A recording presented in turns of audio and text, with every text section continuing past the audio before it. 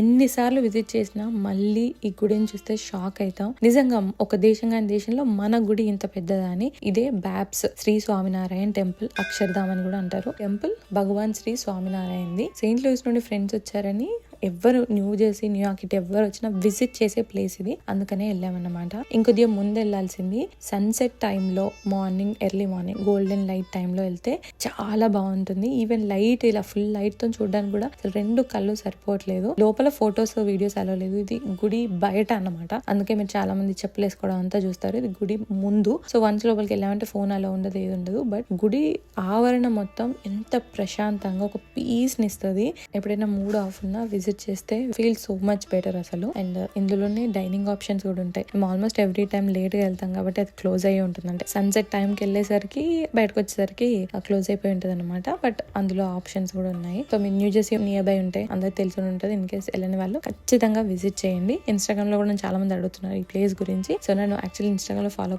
అవ్వండి. కళ్యాణి_బొప్ప అని ఉంటుంది. అండ్ దీని గురించి ఇంకా ఫుల్ డీటెయిల్స్ నేను బ్లాగ్ లో పెట్టాను, కింద ట్యాగ్ చేస్తాను, చూడండి. And also subscribe to my channel.